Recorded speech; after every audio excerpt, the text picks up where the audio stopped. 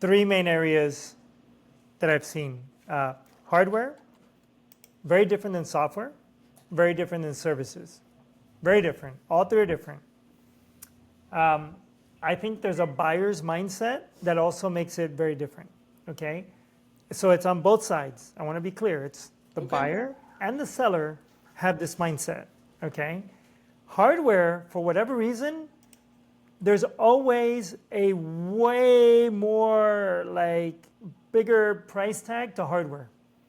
It costs you more to manufacture, it costs you more to code for it, and it costs you more to maintain it. And so hardware sales, very different, right? Because there's so much involved, right? So the price tags are astronomical. And people accept it. Hello and welcome to the Cyber PathFinders, the go-to podcast for everything you need to know about the ever-evolving world of cybersecurity, compliance, and digital resilience. I'm your host, Salvador Beltrano Viol, and in this podcast, we are diving into the challenges, innovations, and strategies that are shaping the cybersecurity landscape today. Whether you are an entrepreneur, a cybersecurity professional, or just someone curious about how businesses are protecting themselves in the digital age, this show is for you. Welcome back to the Cyber PathFinders. Today we have with us Moses Frost, who is an author, is an instructor in SANS. He works right now for Palo Alto Networks, and he has been a consultant and researcher for a number of years. So welcome to the show, Moses. Yeah, thanks. Nice to be on. Yeah, it's really interesting to have you here because you have a really unique profile because you have done everything, right? From research to consulting, teaching, authoring, what's an early moment in your career when you felt like that you feel that shaped your past the most? An early moment in my career. I did not start in IT, right? So I graduated high school, and I didn't go down the standard university path. A lot of people do that, and that's fine. There's nothing wrong with that. I did a technical school, and so I was a automotive mechanic, like a machinist was my first job, actually. It's what my dad did, so it's what I did, right? And it wasn't until about a year later, my mom was like, yeah, you can do the work. I mean, you can physically do the work. You're not happy or you kind of suck at it. I don't know, whatever she said. And I could do the work and everything, but she knew that wasn't something that I liked to do. So she was like, you're terrible at it. And so I kind of just fell into my old hobby, which was working with computers. And honestly, I started at the ground level, right? It was my first IT job, right? This is going to date me. Back then you got jobs from a newspaper. That's how you found jobs. And so I answered an ad for a contract job. And it was it was 6 months to hire contract jobs. Mm-hmm. And it was just working in a retail store. It would be like the equivalent of today's Geek Squad. And it was back then, those stores, you built computers. And so I was just putting together computers and doing whatever. And then when they opened up a retail store, they assigned me to one. And I was just back there fixing computers. And right. I noticed after a few months that people just would come back to me and ask me questions. And one guy just sat me down and went, I come to you all the time because you know what the hell you're doing, and nobody knows what the hell they're doing. And I looked at him like, I don't know what the hell I'm doing. That's interesting. So do you think that somehow your first job as a mechanic was able to somehow give you some skill that you later on were able to transfer to this computer world? Yeah, somebody told me that possibly. I just came back from talking to a few folks in the Midwest, and what I noticed about the culture out there, different than the big cities, Right. You talk to hackers out there, a lot of them grow up on farms and they grow up like being mechanics and doing all this stuff. And what you learn at a very early age is like these critical thinking skills because you've got to solve a problem. And it's like, Right. if I don't solve this problem, the car won't start, the machine won't work, right? Or whatever it is, right? Yeah. And you're doing that super young. And I mean, I know that video games have some problem solving skills, but it's very abstract. Like, solve a puzzle, do a thing, very abstract, right? Now, this is like the machine doesn't work, period. You need to make it work. It's a different Right. level. Different skill set. Yeah. Oh, it's just a different level altogether, right? It's the machine doesn't work, therefore you're not going to drive anywhere, right? It's a whole different level of not just risk, but like reward. Yeah, and I will say probably a different level of pressure, right? Because if you're playing, if there's anything in the virtual world, worst case that can happen is like, you cannot access the rest of the internet, or you cannot access the information in there. But if you are stuck without the car in the middle of a farm, then chances are that you might not have lunch today. Yeah. Or whatever, wherever it is, in the middle of the city. Right. And yeah, so I think that it helped. It also kind of lucky, maybe not, I don't know, because everything is cyclical. But I saw tech from when the protocols weren't written. Like, I remember my first like enterprise networking job. I was like learning networking, and I had already been at this place for a while. It was a enterprise. And one of the things that I learned was about NAT, right? And so we didn't have NAT at the time. Everything was on the internet, right? Like my first like enterprise networking job, everything was on the internet. And so you didn't think anything of it, right? And then later on, I'm very young, so I'm still learning the industry and whatever. And then you realize, like the protocol had not been invented. Like, that's why there was no NAT, And so I got to see things like pre-NAT. Like, that's weird, right? Like, we would dial up into the internet. But, that's wild. Your computer at home, your Windows 95 computer was literally on the internet, like with a public IP. It's just wild. Yeah. Yeah, those things that, but if they were to happen today with the knowledge that everybody has, it will be mayhem. Oh, man. It's mayhem. But I heard yesterday, I just read an article where 4chan got hacked and all their data breached and everything, right? And that's going to be mayhem, right? Can you imagine if everyone that used those sites had like Windows on the bare internet? I mean, there was exploits that you would do back then where it was like somebody was talking to you on like IRC or something, and you knew their public IP because it was IRC and there was no NAT. And then you just sling an exploit at them and their machine would go offline. And that was like the way the internet worked.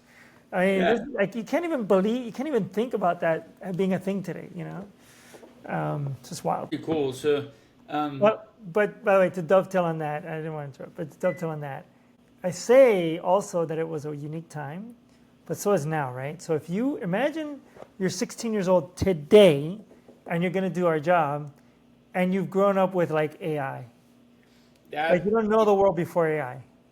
Yeah. Well, I believe that every generation that comes up will have easier points when it comes to getting into the industry, as well as harder points, right? The beauty of having, AI is the same as the beauty of having Google, or the beauty of when, the pre-YouTube, like the blogs were created, right? Before YouTube, people used to write blogs.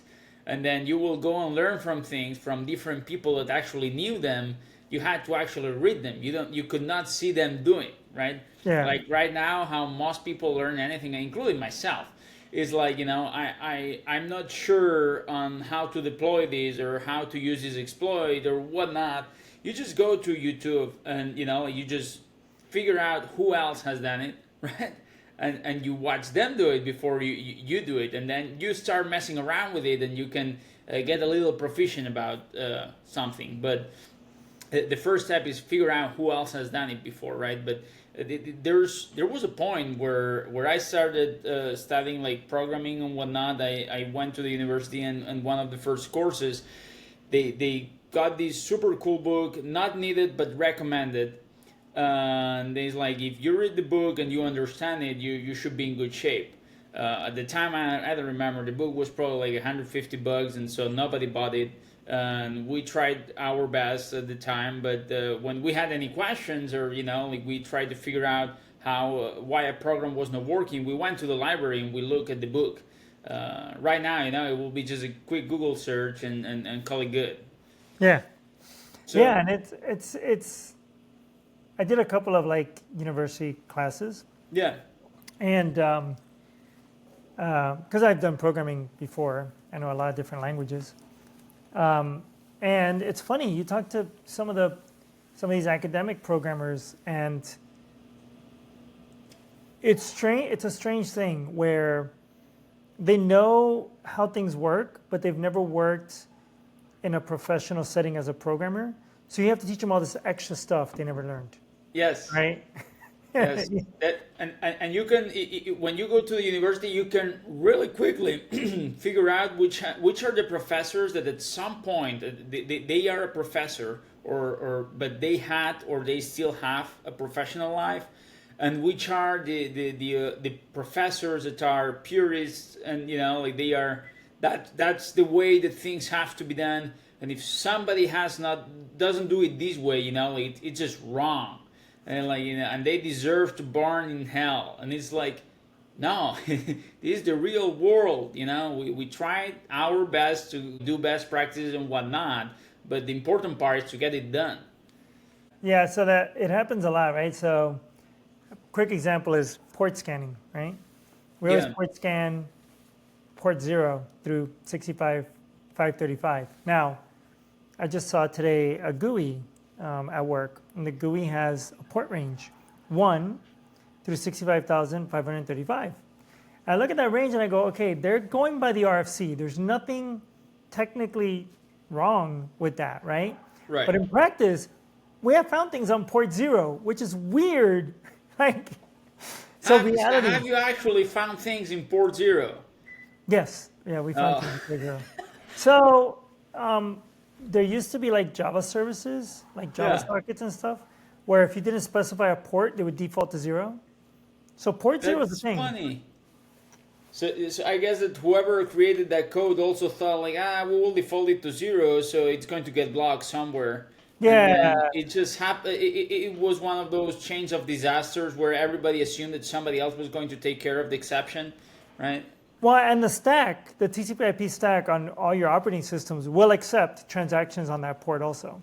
That's funny. Yeah, exactly. So it's not like, yeah, it's really weird. It's really weird. Interesting. I never thought about it. Yeah, I always assumed it was 0 too, but that's quite interesting. Yeah, I mean, sometimes the recommendation is not what happens in real life. It's not. No, it's not. The internet is built. What did I read somewhere? Somebody was saying it. The internet is 99% a bunch of like professional, but not like university professional. More like skill set professional programmers sitting in their office writing all this Java and .NET code, and that is basically what most of the internet is. Right. Absolutely.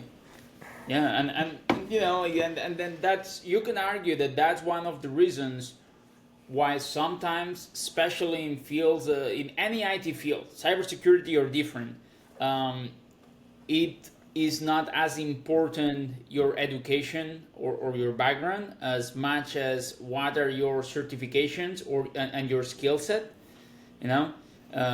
So at some point, those have a combination, and there's no right combination. There's no right or wrong, because there's some people that are really, really skilled, they are really, really knowledgeable, and they have zero education. So I've met some really great programmers that they didn't even have a high school degree. And the reason, why they didn't have a high school degree is because just they didn't like high school, and they liked computers. and so they were able to like dedicate themselves 100% into computers, and so they are great at computers, right? But on the other hand, there's other people that they have all these different titles and they have gone through formal training and they are still not the best.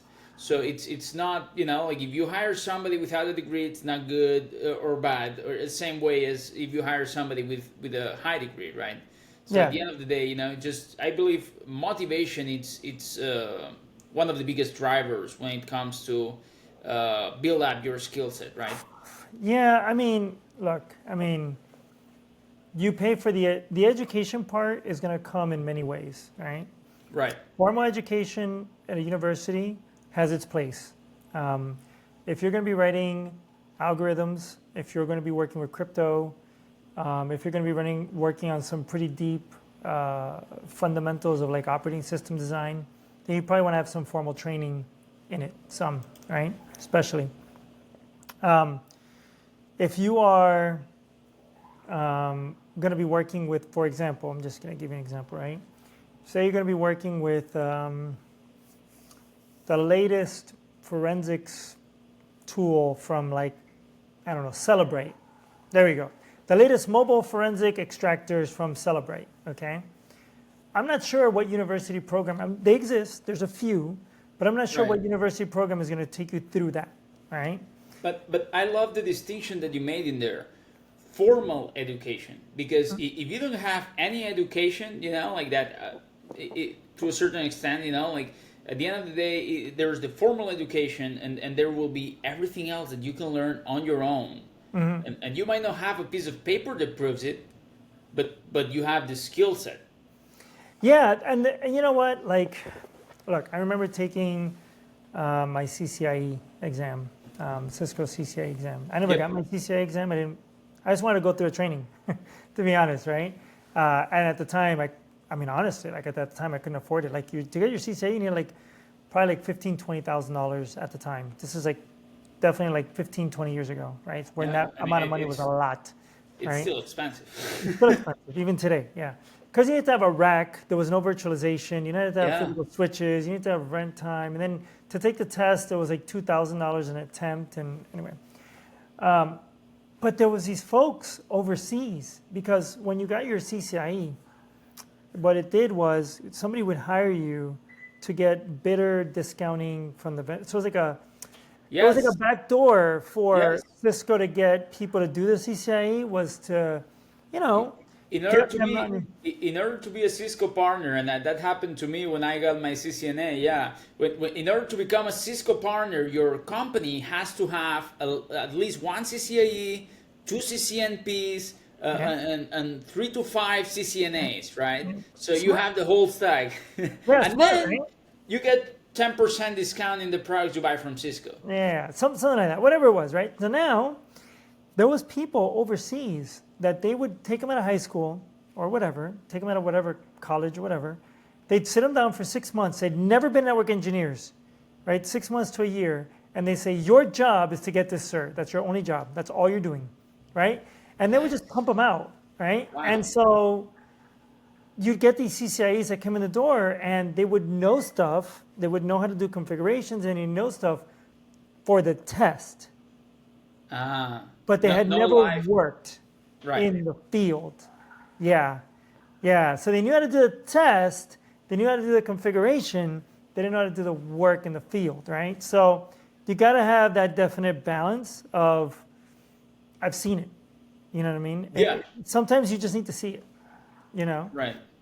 And that also goes for things like other things, like as a pen tester, I have found things because I was around when people were installing storage environments, like a SAN. Get training for that one. Try to find SAN training. Like that's really hard, right? But I've seen the vendor do it. I've seen the installation, so I knew how to abuse it. Right. But that's not typical. That's atypical. Yeah, that's an interesting point. Yeah, because if you don't, if you know one side, then it's easier for you to understand the other. That's why I believe that once you get into like cybersecurity, right, it's easy if you move from the blue to the red, or from the red to the blue, if you're good at any of those, you can probably transition your skills. It doesn't, it's going to be hard, but if you understand what different payloads to look when you start analyzing a packet capture to understand XYZ attack, then basically what you're saying is you know how to perform XYZ attack. There's going to be some nuances that you don't 100% understand on the red side, but in the same thing in the red side. If you understand how you can escalate privileges inside the Windows machine, you should fairly simply pick up on how to check in the syslogs for a certain command, a certain flag, an event ID, right? Yeah, I mean, I was very back and forth on should we hire people out of school to be developers or to be security people, etc. Specifically security people. Should I hire somebody out of college to be a security person and nothing else, right? I've come to the conclusion that you can, right? But there is a big caveat. They are going to pay for it later because you do get value from working in a help desk, working in a desktop sysadmin role, working in a network engineering role, even if it's for a year on all those roles, there is a skill set that you're going to get. What do they do to set up a user? How do they take tickets? How do they install things? How do they install things incorrectly? That's how you learn. How do they deal with changes?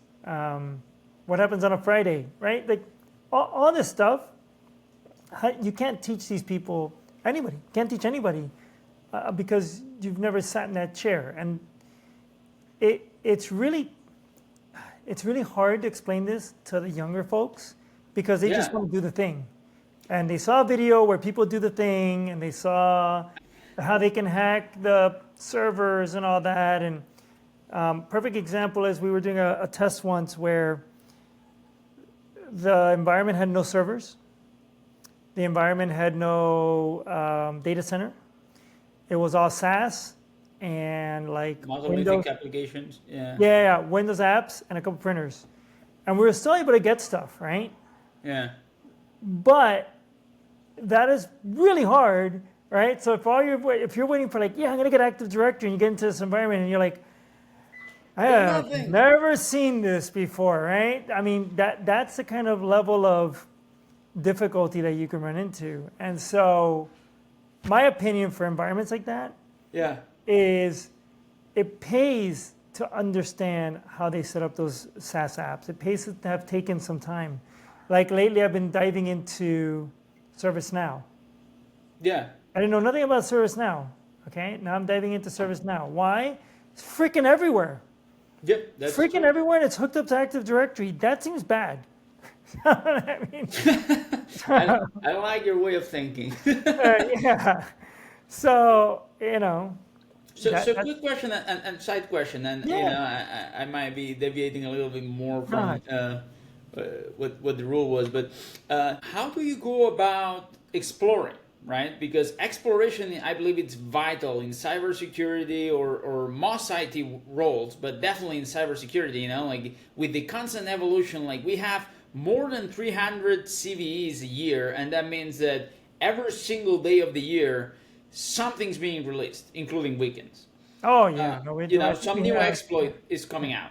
So how do you go about that? I mean, do you spend a gazillion dollars setting up your own lab? You just have your old computer with some kind of Proxmox and like just spinning up a bunch of virtual machines, or what's your approach to it? Oh God. Okay. Let's say I'm a little weird. I have a rack in the house, right? So I have an actual home lab that's like a rack. So it's so weird, right? Cheapest way to do it. I have no money. I'm a student, etc. I'm obviously, I would say the cloud, but the cloud can also be expensive. Yeah. So I understand DigitalOcean servers, cheap, whatever, but the cloud can be expensive. So let's move that to the side. That's like you're setting up the lab and bringing it down automated every day so you don't spend more than $10. Okay, that's one way of doing it, right? On the low end, you can buy some servers. For example, the one that everybody was going to for a while is HP made scientific workstations. So they're very quiet. They're like desktops. And what was the processor on there? Z420 was the model number. So Z420. And they're really old by now. They're 2016, so these are like 10-year-old devices, right? But they had Xeon processors. You could put 128 gig of RAM on there. They were quiet. You could put like 6 hard drives in it. Not bad, you know? Yeah. It's not the fastest in the world, but you can make it fast with solid state and good enough for a lab, right? In my home lab, I have a couple of super micro. They make some really small. I mean, they're loud. They're like airplanes, but they're not bigger than a laptop. Okay, and they're rack mount. They're 1RU. I think they're like SYS-E as an Edward 300 Delta, something like that. 300D, something like that. And basically, they have 10 interfaces in the back. And they have an Intel processor, and you put like 120 gig of RAM. Brand new without the RAM, they're about $800. Okay? For a lot of people, that's a lot of money, right? Buy 2 or 3 of them, that's a lot of money. Pricey. But for other people, they're like, hey, I buy a $2,000 computer, or I can buy a $800 server. You know, it all depends, right? But anyway, I have a lab. Right now I'm using a tool set called XCPNG.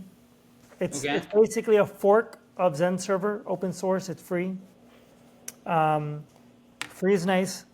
And then I just go and you know, I talk to vendors. And if I can get a trial, I get a trial. Sometimes you can, sometimes you can't. ServiceNow, it's a little hard to get, right? Microsoft Office, it's great. So what I do, like people ask me, okay, what would you do to test a lab? No problem. Let's say I want to do Spectre Ops, the Active Directory certificate attacks, right? This is easy. Stand up an Active Directory domain controllers, stand up an ADCS server, all built in, and then try to give servers certificates and try to give users certificates. And then see how many of those bugs you hit. By default, you're going to hit like all of them. Okay? Then go, okay, fine. I've hit all of them. Now let me try to patch it. Let me try to harden that. And then you realize, oh my God, I don't even know how many hours I've taken trying to harden this thing. I don't even think it's hardenable. Right? Right. And then you just go back and go, okay, so I'm on a test and I'm in my home lab with like 4 users, right? Like 4 fake users, 10, whatever. And I'm going to go tell this person who's got 500 users that this ADCS thing is easy and they should just fix it. Just fix it. When I have no idea how many hours I've spent trying to fix it. So that's kind of my process, right? I go through the vendor manual and the documentation, like, show me how to build something, right? And then I look and I go, oh my God. Like, the other day I was looking at, perfect example, right? The other day I was looking at buying some MikroTik switches. Really cheap. Like, really cheap 10 gig switch. So I'm watching a video. How do you configure these switches, right? And the gentleman says something on the video. He says, there's a mode for the management interface where you can telnet to it via MAC address. And I was like, what? Via MAC address? What the hell does that mean? So now I'm curious to know how many bugs are in this thing, because like, that doesn't sound safe. You know? That sounds like it's something that's interesting to check, you know? That's so hard. So also, I mean, something that I wanted to make sure that I touched upon, you know, like in all your many roles, and we talked about this the other day a little bit. It was like there were some roles. It's easy when you work for somebody. Well, easy. We were just talking about, you know, all the things that we can do to set up a lab to like try to get more knowledge. But it's not easy necessarily to work for anybody. But it's even harder when you work for yourself, right? So What were some of the hardest lessons that you learned when transitioning from working with companies to launching, like your own consulting practice? So how can I explain this? So, well, first of all, I launched I didn't launch it, right? I joined a group that launched a consulting practice as like the third employee. So, I mean, I did launch it, but it wasn't just me. Right. A couple of things, right? There's a little things that you never think about when you're starting a business that I think that most people should consider, right? So here's the thing, right? So, consulting, day-to-day consulting, your service business, I don't care what it is choppy. Okay, it's very choppy. So there's a couple of ways to get around the chop.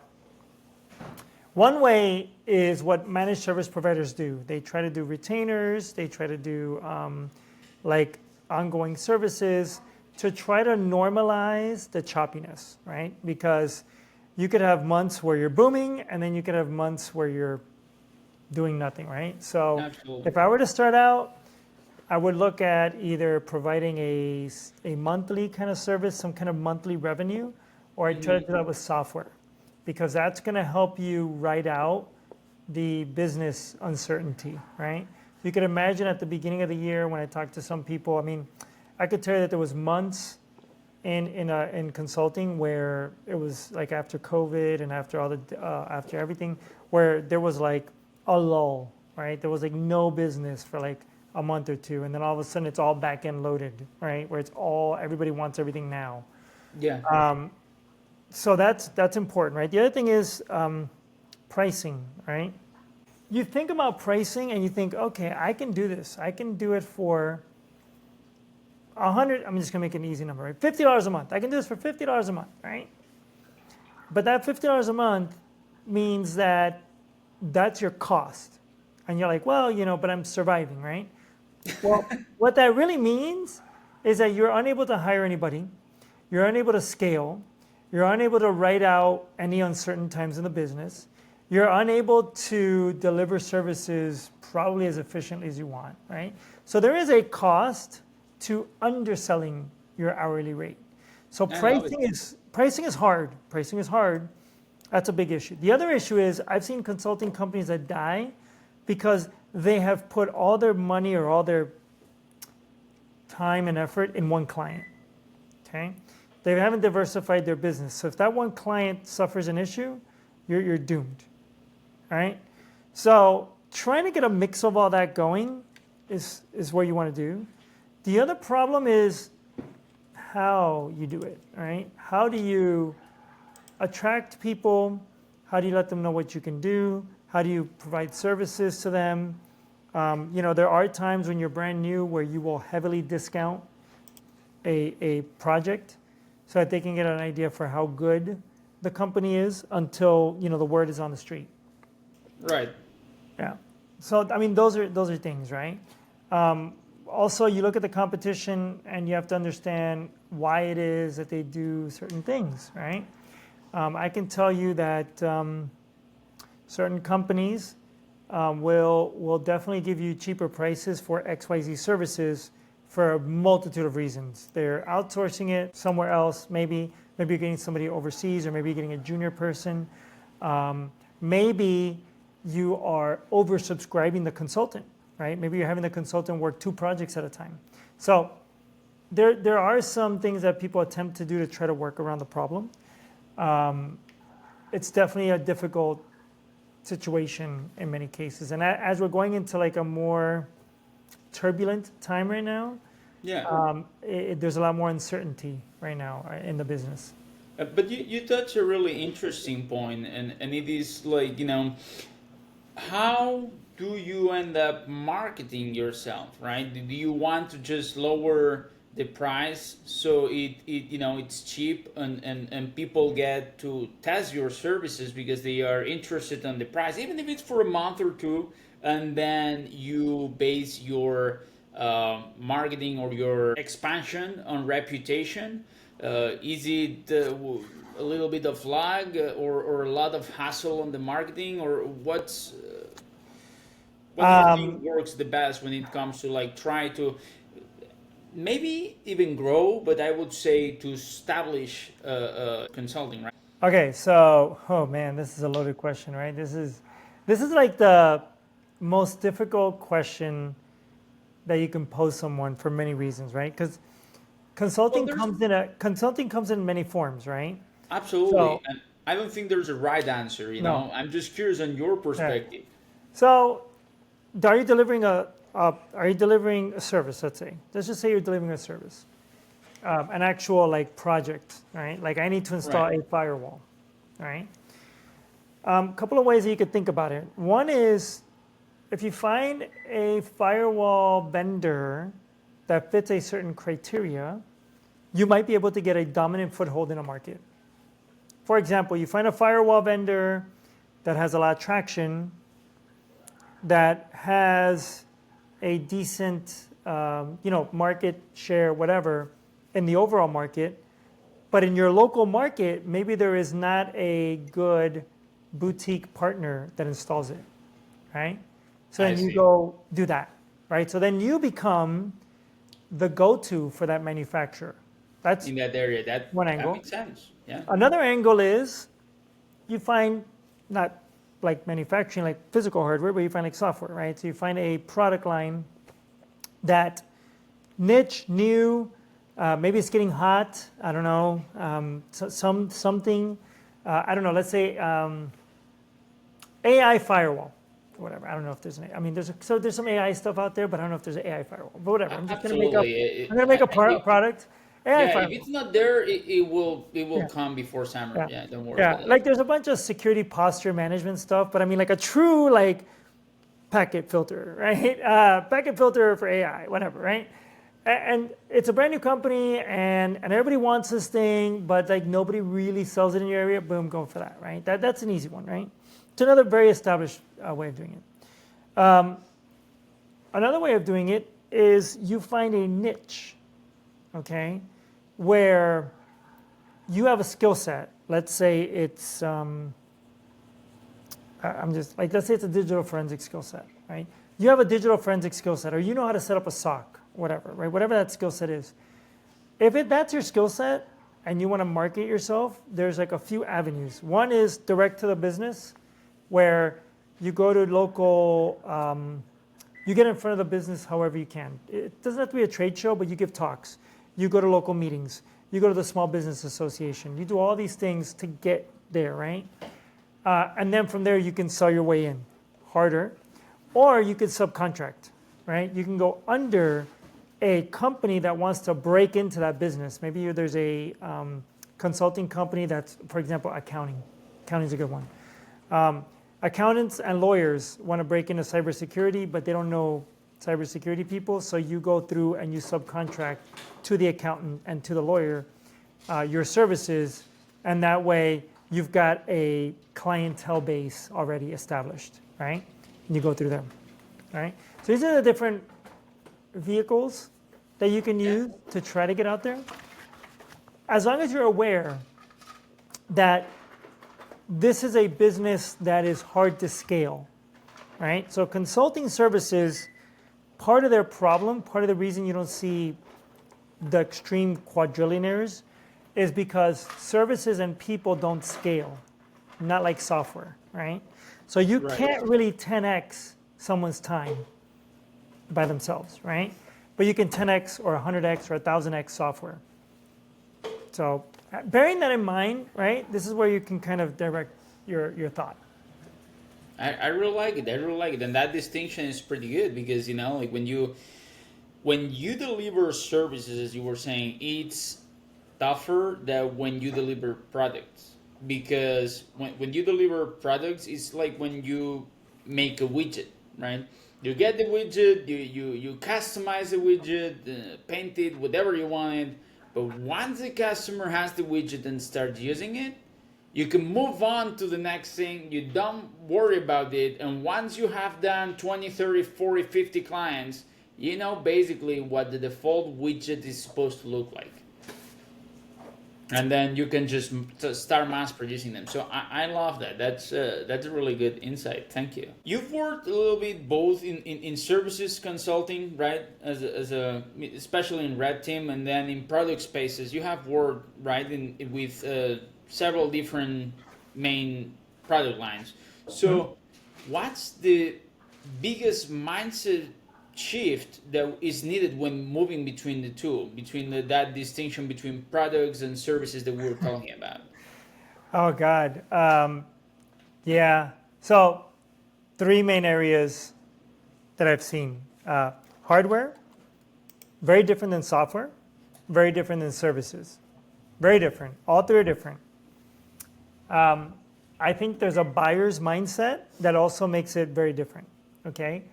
So it's on both sides. I want to be clear. It's the buyer and the seller have this mindset. Okay? Hardware, for whatever reason, there's always a way more bigger price tag to hardware.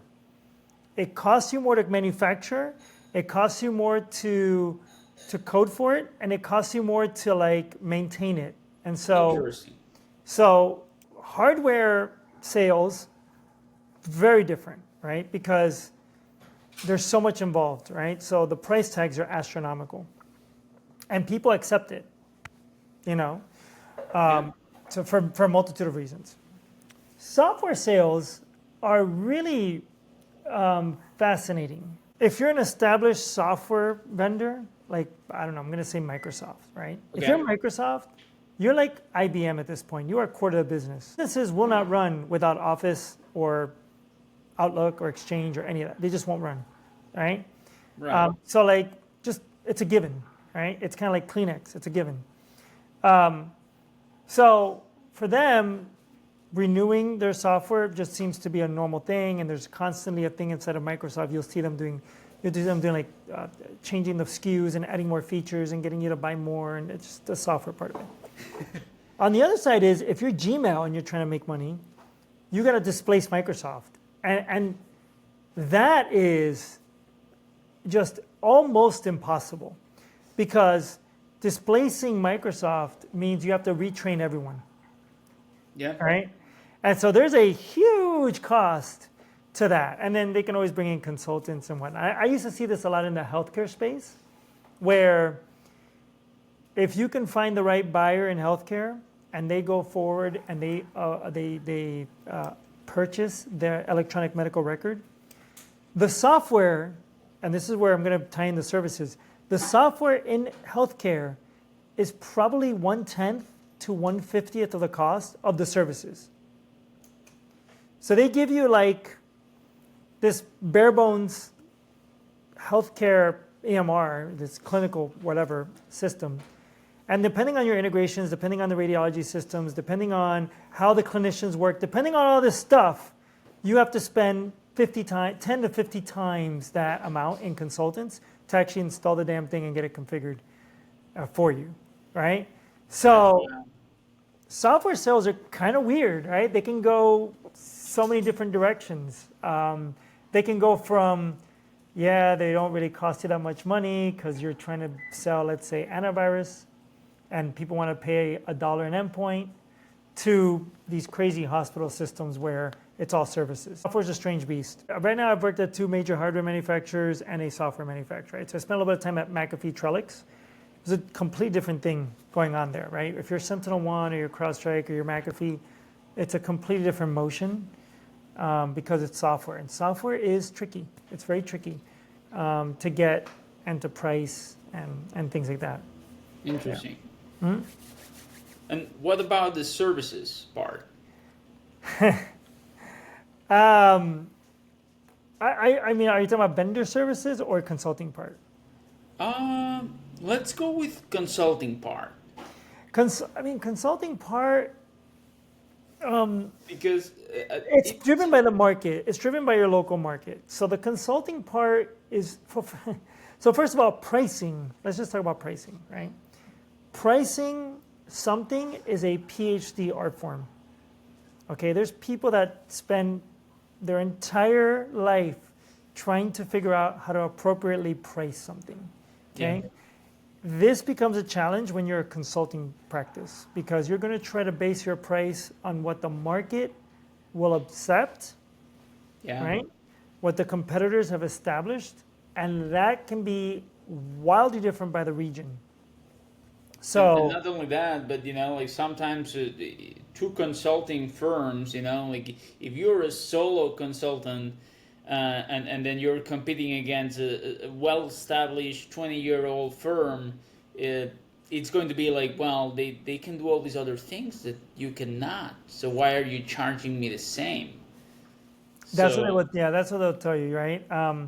There is a, I've seen some weird things with consulting practice, especially the bigger firms. I won't name which, right?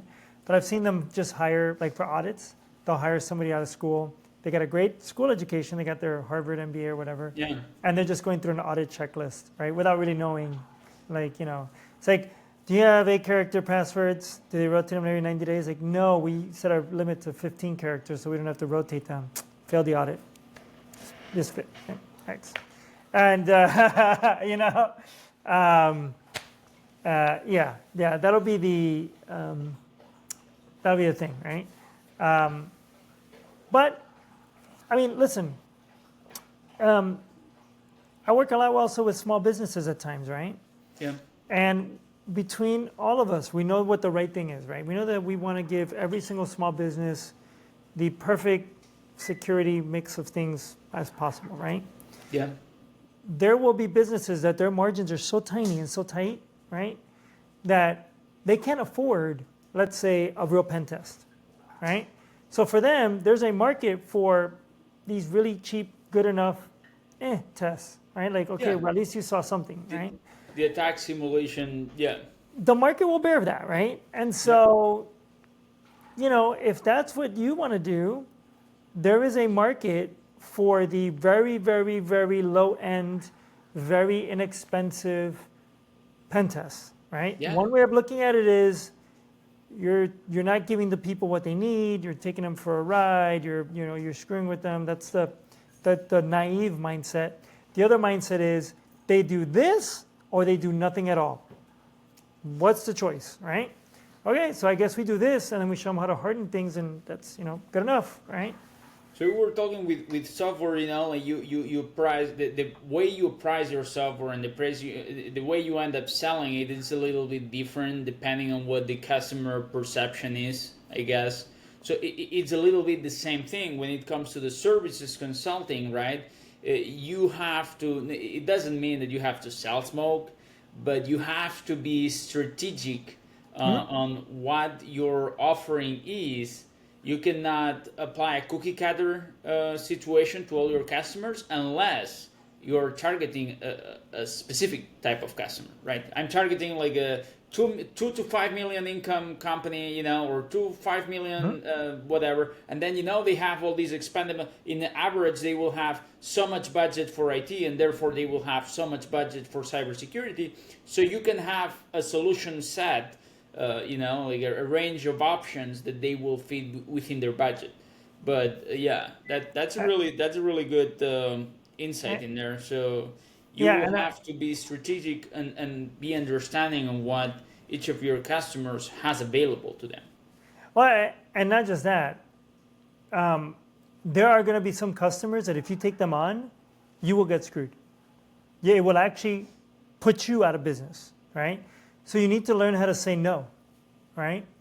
I've seen it repeatedly where people will get into contracts where they will not directly, but very indirectly lose money. And so it's not a win-win for anybody. You need to learn when to say no. And I tell people this, it's like people ask me about building software or websites. Can you build me a website? Yes, of course I could. I'm not going to do it. I don't want to.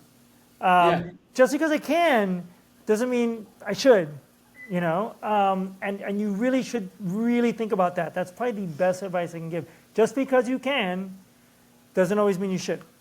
Absolutely, and then you feel bad also if you have that spirit of trying to help. It reaches a point where you feel bad. It hasn't happened to me in the cybersecurity consulting world.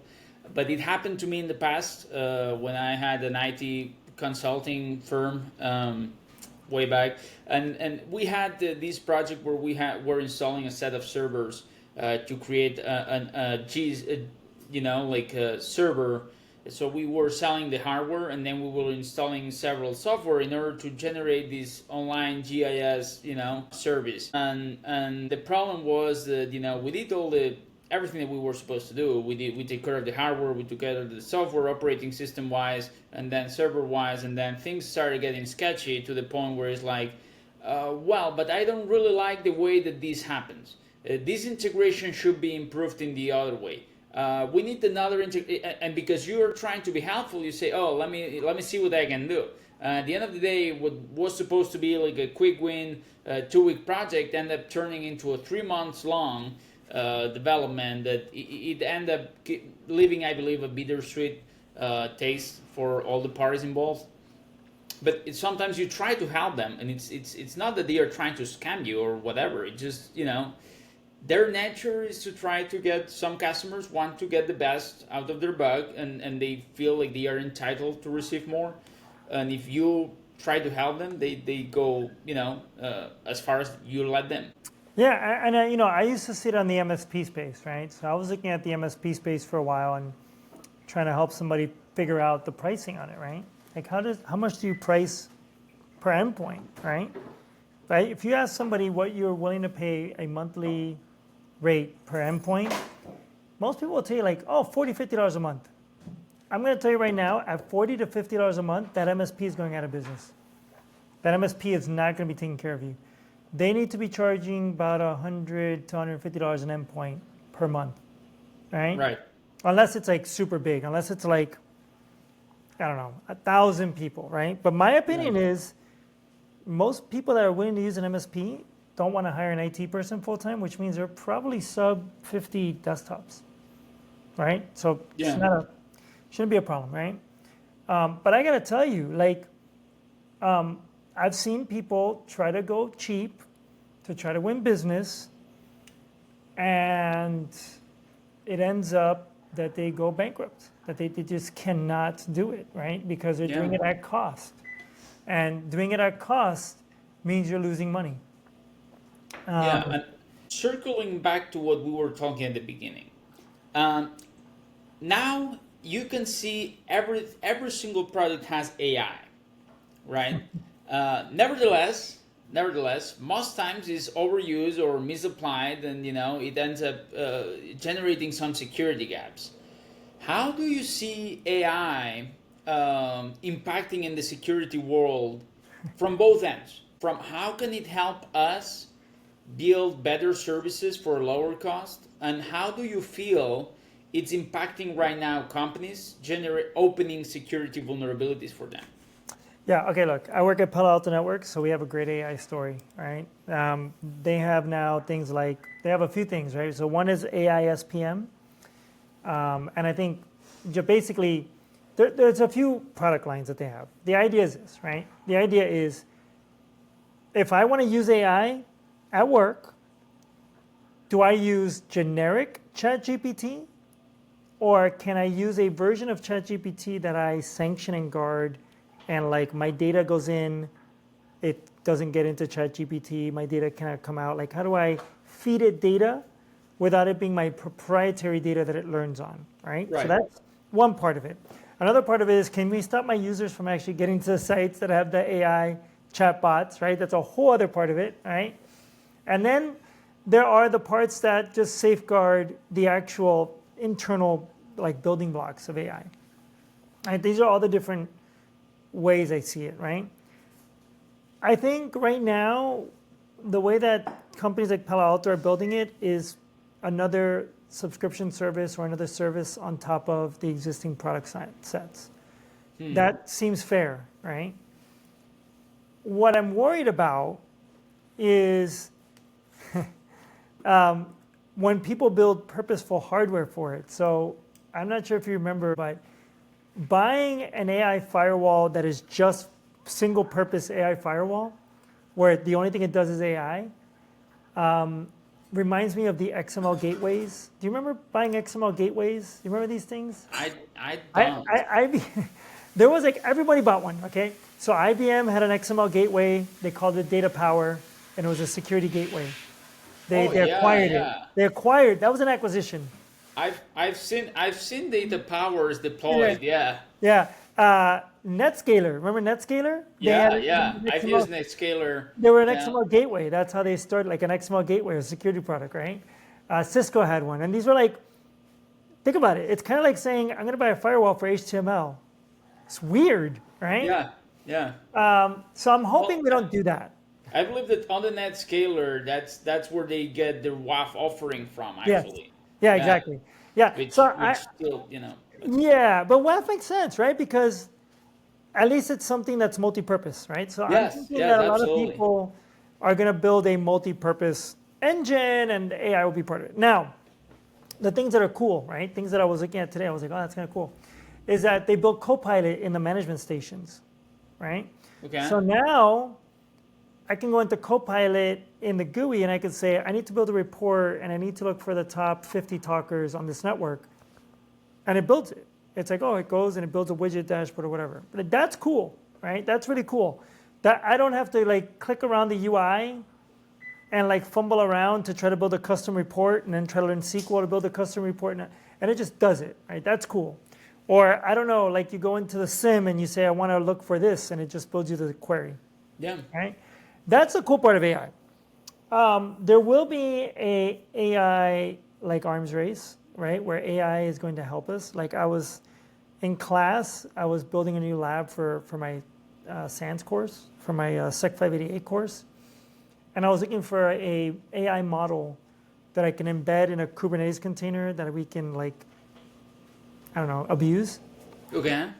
And so we found a breakout in an AI model, a Llama. We found a Llama 3.1 breakout where you give it a set of instructions 3 times, and you basically do like it's kind of like the hacker, like some PowerShell scripts where you say this is a word, you define this word, define this word, define this word, and then add these 3 words together. Yeah. It's kind of like that. It's these instructions where you're like, oh, and by the way, this word, dollar word is equal this, and then dollar word is equal that. And eventually, when you put it together, it's basically tell me how to steal an iPhone or show me how to hack Facebook. Things that the LLM should not allow you to do. It's like it violates their thing. Right. But you give it these prompts, and you prompt it enough times, and it's just like, I can't do that, but here's how you hack an iPhone. Or here's how you steal an iPhone, right? Here's how you build a bomb, right? And so these prompt things are kind of interesting.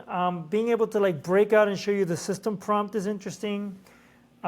People are baking these into everything, right? Yeah. So it's almost like it's reminding me of SQL injection, right? Everybody's going to connect to a database. We're going to do it as fast as possible. We'll find the issues when we find the issues, right? And we're forever chasing SQL injection. That's kind of like this, right? But there's other parts of it where people are going to be using it for exploit dev, right?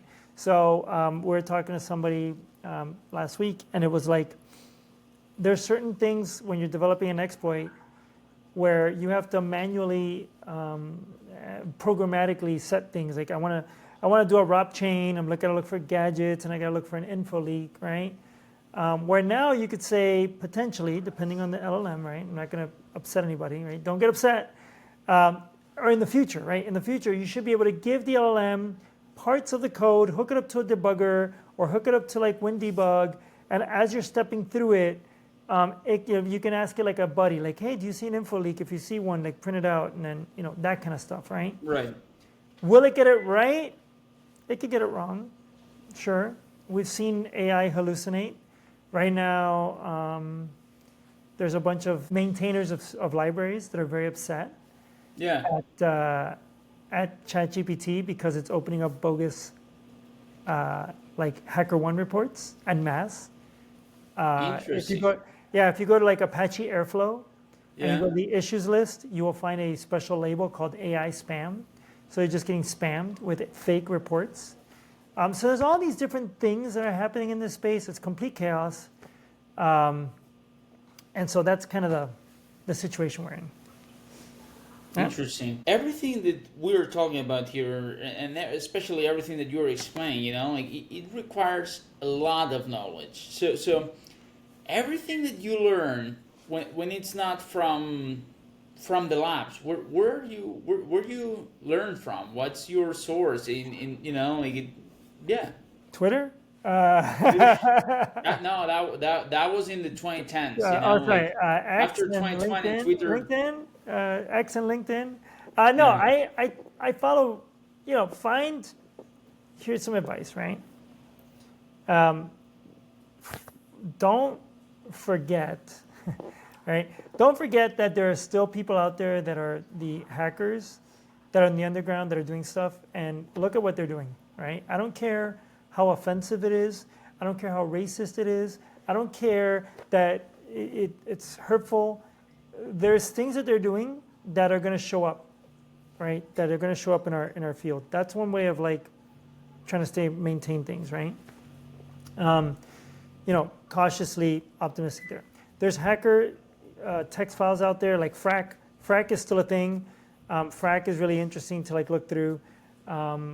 There's VX Underground. Like, look at them. They're hilarious, right? They have a great collection of like malware, right? Just look at them. But also, if you find a researcher that you like the way that they do things, right? Keep looking at what they're producing in blog posts. Like, follow their work, right? I don't know why this is. This should not be a unusual thing for us, because if you talk to anybody in a field like, I don't know, nuclear physics, right? Quantum mechanics, right? There are researchers in quantum mechanics that people follow, right? Because they're leading researcher of XYZ, right? So go find their work, right? So like, I don't know, I'll give you an example, like Orange Sci, right? Go read Orange Sci's stuff on SSRF. Go read Havlar's stuff. Michael Zalewski, Yarif Shafir, she's great, right? She's doing all this stuff in Microsoft, like exploitation. Go look at Azalea, right? Like ARM exploitation, right? If that's your thing, right? Go keep track of these people, right? A friend of mine, Carlos, once told me that it's like a martial art. You kind of practice. And Yeah. I'm like, practice. I look at him like, what are you talking about? Practice. He's like, yeah, you practice. And I'm like, what do you mean? Like, I don't know, like, what do you mean you practice? He goes, no, yeah, you have to 30 minutes a day, like, I don't know, do something practice, right? I now understand what he means, right? Yeah. If you haven't, I don't know, exploited something in the past month, then go do that, right? As far as like taking it back to my career, I think being open to staying at a company for long enough, right? Don't job hunt, right? You want to stay there for long enough to where you understand the company and all that. Anything over 3 years is amazing. Anything over 5 years is great. If you do that, don't be afraid to not just do one thing, right? Right. I think I've grown the most when I was able to say, okay, like I'm really burnt out from forensics or whatever, incident response. I'm going to go be a network engineer, sysadmin or something, right? Or I'm going to go into pre-sales, right? And you're probably like, well, that seems like a lobotomy, right? That just seems like you're brain deading yourself, right? But then you learn business acumen. You learn you learn the paperwork. You learn the other side of it, right? You learn how to talk to CISOs, right? You learn how to talk to people who are not in IT. That's really That's important. a very valid point. Yeah, absolutely. And yeah, the stepping out of your comfort zone is always good, especially once you are established, as you said. If you work in a big enough company, if you're lucky, whoever's lucky to work in a big enough company, usually when people look at them, it's like, why that person doesn't want to change companies, and sometimes it's because these big companies, if you look at them, you can get as much experience as jumping through a bunch of tiny companies. If you're willing to, and you have the motivation, and the people help you to change from the blue side to the red side, and from within the blue side, within the red side, in the GRC space, or even anywhere else in IT. If you don't like it, it's okay.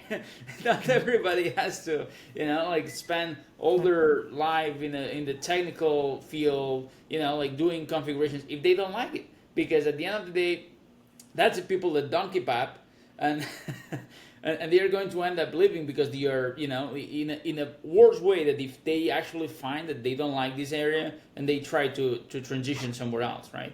Yeah, and back to your original question, how do I keep up with things, right? So right now, if I don't feel I'm doing something very technical, right, in my day-to-day job, I am getting a skill set, right? I am getting different type of training, right? Whether that is being able to talk to people, trying to put thoughts together, right? Trying to level set with people in a non-technical way. Trying to look at the business. How does the business run? That's one side of the equation of what I'm doing. And then if I really want to at night, say, I don't know, say I want to look at the latest, here's how we hack Azure Active Directory, whatever, right? Then I will go look at videos and I'll try to do it at night. And that's kind of how I split my time, if that makes sense. Right. Yeah. Yeah, it's a little. It can get a little tricky, but yeah, I love that part. It ends up becoming your identity, right? It's not that you do it because it's your job. It's because you like it, and therefore you don't mind spending some time to do it after your 9 to 5. Yeah, I mean, yeah, exactly, right? And so, look, right now, the hottest thing you could talk about right now is AI, right? And it's actually, in a really weird way, in many ways, it's very approachable to actually start looking at a hack AI. It's actually a very approachable to the novice.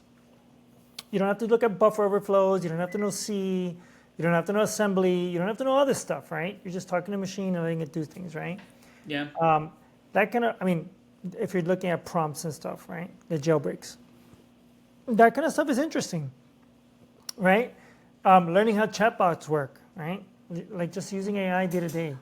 And so, my opinion, I mean, if you're really bored and that's what you want to do, great. It doesn't have to consume your life. I'm not saying to do this every night for hours, right? If you want to do that, that's up to you, right? But even if you did it 3 times a week for an hour, you're well ahead of the curve, right? Because most people just don't. That's fair. So just to wrap up here, last question: if somebody that's listening to this podcast right now wants to start their own cybersecurity consulting tomorrow, what's your best piece of advice to them? Don't. No, I'm just kidding. My best piece of advice: specialize. Find something that, it's going to sound really weird, right? But find something and specialize in it.